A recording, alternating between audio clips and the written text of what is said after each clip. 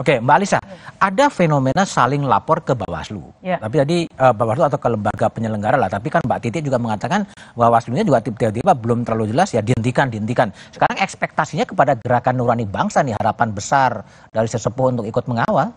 Iya, memang kami dari begitu kami mulai berkunjung ke Wapres, sejak itu pula begitu banyak aspirasi dari warga bangsa gitu terhadap para sesepuh ini. Hanya kepada Bapak Ibu kami mohon menjadi suara nurani, kami mohon dikawal ini pemilu. Itu banyak sekali di media massa maupun pesan pribadi kepada kami ya. Harapan yang sangat besar untuk ikut mengingatkan para penyelenggara negara ini. Dan saya ingin tadi dengan memperhatikan tadi pembicaraan yang tadi, saya ingin mengingatkan bahwa kecurangan itu tidak selalu melanggar hukum loh. Tidak selalu melanggar hukum. Iya, kalau hanya bicara melanggar hukum, yang terjadi tadi itu, kasusnya Gus Miftah itu dianggap tidak memenuhi unsur misalnya.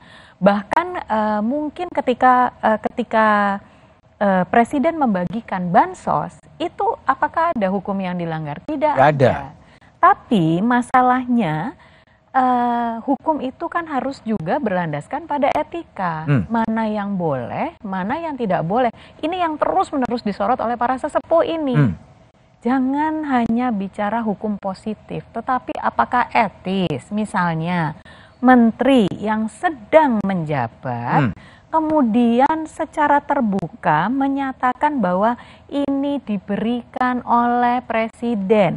Jadi ini nanti terus dilanjutkan dengan putra presiden. Ya, itu sudah masalah tidak etis. Dan bagi para sesepuh ini sudah bentuk curang kalau begini. Gitu. Karena ini tadi, bansos itu kan bukan dari dana pribadi. Ini nih dana APBN. Kalau dana APBN berarti dari pajak rakyat. Berarti kan bansos itu sebetulnya dari uang kita ini. Tadi Mbak Alisa ngomong soal etika dan moral. Anda yakin bahwa etika dan moral masih akan diperhatikan dalam suasana yang seperti sekarang? Nah, justru itu yang harus diingatkan. Harusnya tetap dong, Mas. Harusnya kalau di dalam tadi kan penggunaan istilah-istilah keislamannya tuh banyak tuh ya, nawaitu terus tadi. Nah, kalau di dalam Islam misalnya ada fikih, ada usul fikih, legal maxim, ada landasan hukum yang itu juga harus tercapai gitu. Jadi kalau etikanya dilanggar, dikesampingkan, kalau istilah orang Jawa Timur, blaen rek.